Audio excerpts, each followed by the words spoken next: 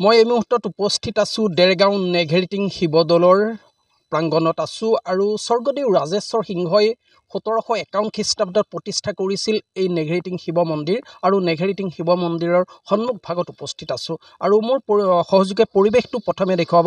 নেঘেৰিটিং শিৱদৌলৰ যি পৰিৱেশ, চৌপাশৰ যি নান্দনিক পৰিৱেশ, এক সুন্দৰ প্ৰকৃতিৰ মাজত স্থাপন হোৱা এই নেঘেৰিটিং শিৱদৌলৰ যি সৌন্দৰ্য, যি মাদকতা, সেই মাদকতা ল'বলৈ অসমৰ বিভিন্ন প্ৰান্তৰ পৰা ভক্তমান ৰাইজ আহে আৰু তেওঁলোকে ইয়াত শৰাই সঁফুৰা আগবঢ়াই, পূজা পাৰ্বণ আগবঢ়াই তেওঁলোকৰ যি মনৰ আশা, মনৰ যি মনৰ অভীষ্ট পূৰণ হ'বৰ বাবে তেওঁলোকে ইয়াত ধূপ নৈবেদ্য আগবঢ়ায়। আৰু বিশেষকৈ এটা কথা ক'ব লাগিব, অতি গুৰুত্বপূৰ্ণ বিষয় এইটোৱে যে নেঘেৰিটিং শিৱদৌলত বিভিন্ন প্ৰান্তৰ পৰা লোক আহে আৰু তেওঁলোকে ইয়াত শৰাই সঁফুৰা আগবঢ়ায়। আৰু যি ধৰণে ইয়াত সুবিধা থাকিব লাগিছিল, নেঘেৰিটিং শিৱদৌলৰ চৌহদত যি ধৰণে চৰকাৰে বা পুৰাতত্ব বিভাগে যি সুবিধা দিব লাগিছিল, পৰ্যটকৰ বাবে যি সা সুবিধা প্ৰদান কৰিব লাগিছিল, কিন্তু সেই সা সুবিধা কিন্তু কিছু পৰিমাণে কমি আছে বুলি ক'ব লাগিব। দূৰ দূৰণিৰ পৰা ভক্তপ্ৰাণ ৰাইজ আহে, তেওঁলোকে সেৱা সৎকাৰ লয়, তেওঁলোকে শৰাই সঁফুৰা আগবঢ়ায়।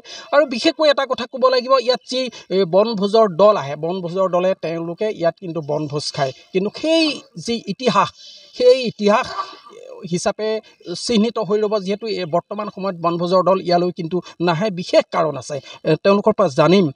বিশেষকৈ এটা কথা ক'ব লাগিব, দেৰগাঁও নেঘেৰিটিং শিৱদৌলত এক পৰম্পৰা আছিল, বহু পৌৰাণিক দিনৰ পৰা ইয়াতে আহে, বহু দূৰ দূৰণিৰ পৰা লোক আহে, ইয়াত বনভোজৰ দল আহে, কিন্তু বৰ্তমান সময়ত কিন্তু সেই বনভোজৰ দল দেখিবলৈ পোৱা নাই। এই কথাটো আপোনাৰ এই বানৰ সংক্ৰান্তত বনভোজৰ হেৰিটো কমি গৈছে। কিমান খেদিব বানৰ, আমি পাইছোঁ। যাত্ৰীক অপকাৰো কৰিছে, বহুত কামৰা মেলা কৰিছে, গতিকে এই আৰু বিশেষকৈ এটা কথা ক'ব লাগিব, যিহেতু যাত্ৰীসকল আহে, যাত্ৰীসকলৰ যি সুৰক্ষাৰ ক্ষেত্ৰত তেওঁলোক কিন্তু শংকাত ভোগে, সুৰক্ষা নাই বুলি ভাবে। যিহেতু ইয়াত কপিকুলৰ যি সন্ত্ৰাস, কপিকুলে তেওঁলোকৰ হাতৰ যি টোপোলা, হাতৰ যি বাচন বৰ্তন তেওঁলোকে কিন্তু কাঢ়ি লৈ যায়, মানুহক আক্ৰমণ কৰে। কি ক'ব? আচলতে বান্দৰৰ কথাটো মানে এইটো চৰকাৰী বিষয়, এটা চৰকাৰে কৰিব লাগিব, আচলতে আমাৰ হাতত নাই। এইটো বিজ্ঞান পদ্ধতিৰে তেওঁলোকৰ জন্ম নিয়ন্ত্ৰণ যদি কৰা নাযায়, নেঘেৰিটিং শিৱ মন্দিৰততো অত্যাচাৰ উৎপাত মন্দিৰৰ ভিতৰততো আছে, আশে পাশে থকা ঠাইটো এতিয়া বিয়পি গৈছে, তাতো যথেষ্ট আছে।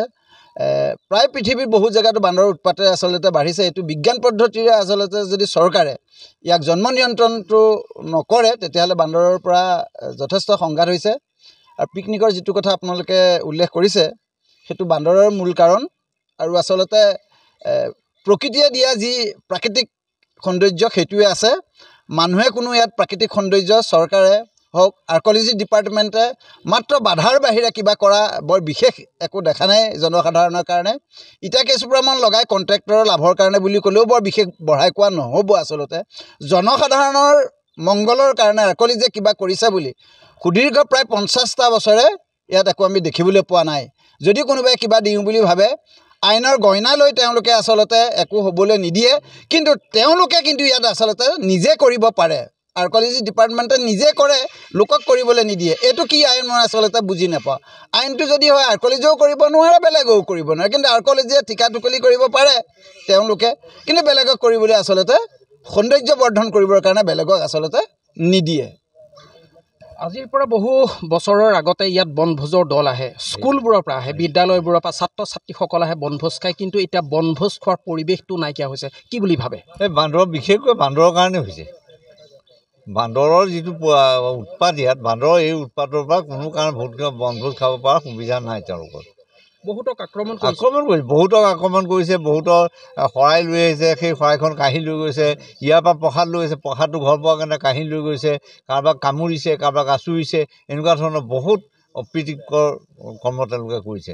আমি একো উপায়ো নাই, শৰাই গৈ ভিতৰত নাপায়গৈ, ইয়াত চাকি বন্তি জ্বলাব নোৱাৰে, চাকি জ্বলাওঁতে পটককৈ লৈ গুচি যায়, চাকি নাথাকেই আৰু গোটেই লেতেৰা কৰে। সেইটো পৰিৱেশ মানে সাংঘাতিক পৰিৱেশ। বিশেষকৈ শিশুসকলক আনিবৰ কাৰণে কিন্তু বৃহৎ সমস্যা হৈছে, যিহেতু তেওঁলোক অভিভাৱকসকলে শিশুসকলক ইয়ালৈ লৈ অহাৰ যিটো সুবিধা আছিল, কিন্তু বৰ্তমান সময়ত কিন্তু ভয় শংকাত ভোগে। তেওঁলোকে ইয়াত চাকি দি বন্তি জ্বলাবৰ বাবে বা শৰাই সঁফুৰা দিবৰ বাবে তেওঁলোকে শিশুসকলক লৈ আহিবৰ কাৰণে শংকাত ভুগিছে। বান্দৰৰ কাৰণেতো শংকাতটো ভুগিছেই। মই আপোনালোকৰ চেনেলৰ মাধ্যমেদি অসম ষ্টেট আৰ্ক'লজি ডিপাৰ্টমেণ্টৰ মন্ত্ৰী মানে জয়ন্ত মল্ল ডাঙৰীয়াকো তেখেতকো ইয়াত আচলতে আহিবৰ কাৰণে অনুৰোধ জনাইছোঁ। তেখেত আহিলে কিছু উন্নতি হ'ব বুলি ভাবিছোঁ। অসমৰ মুখ্যমন্ত্ৰী ডাঙৰীয়া আহিছিলে, চৰকাৰী লেভেলত ইয়াৰ ডেভেলপমেণ্টৰ কথাটো কি চলি আচলতে আমি নাজানো। জানিবলৈ বিচাৰিলেও তেওঁলোকৰ বিভিন্ন অজুহাতত আচলতে কথাটো সম্পূৰ্ণকৈ অৱগত নকৰে। আমি ভাবিছোঁ যে পৰ্যটন মন্ত্ৰী আহিব, আমি অলপ দিনৰ ভিতৰতে পাম বুলি ভাবিছোঁ। আপোনালোকৰ চেনেলেদিও তেখেতক অনুৰোধ জনাব বিচাৰিছোঁ যে তেখেতে আহি নিজে স্পট ভেৰিফাই কৰিলে এবাৰ এই সমস্যাটো কিছু লাঘৱ হ'ব বুলি আমি তেখেতলৈ অনুৰোধ জনালোঁ। হয়, নিশ্চিতভাৱে সকলো ইয়াতে দেখিবলৈ পোৱা গৈছে। যিসকল শুভাকাংক্ষী আছে সেই শুভাকাংক্ষীসকলে আহ্বান জনাইছে, যিহেতু পৰ্যটকৰ কেন্দ্ৰবিন্দু দেৰগাঁওবাসীৰ গৌৰৱ বুলি ক'ব লাগিব, অসমৰ গৌৰৱ। এই ঐতিহাসিক দেৰগাঁও শিৱ মন্দিৰত যিটো পৰিৱেশ থাকিব লাগিছিল, এই পৰিৱেশ কিছু পৰিমাণে লাঘৱ হৈছে। বিশেষকৈ বান্দৰ কপিকুলৰ উপদ্ৰৱৰ কাৰণে বহু যাত্ৰী ইয়ালৈ কিন্তু অহাটো বন্ধ কৰি দিয়া হৈছিল, শিশুসকলক আনিবলৈ বন্ধ কৰি দিয়া হৈছে। পুনৰবাৰ সকলোৱে আহ্বান জনাইছে, মন্দিৰ কৰ্তৃপক্ষই আহ্বান জনাইছে, স্থানীয় লোকসকলে আহ্বান জনাইছে যাতে চৰকাৰে ব্যৱস্থা গ্ৰহণ কৰিব লাগে। যি আগৰ যি পৰিৱেশ, যি ইতিহাস প্ৰসিদ্ধ নেঘেৰিটিং শিৱদৌলৰ যি পৰিৱেশ, সেই পৰিৱেশ যাতে চৰকাৰে পুনৰ ঘূৰাই আনে, তাৰ বাবে সকলোৱে আহ্বান জনাইছে।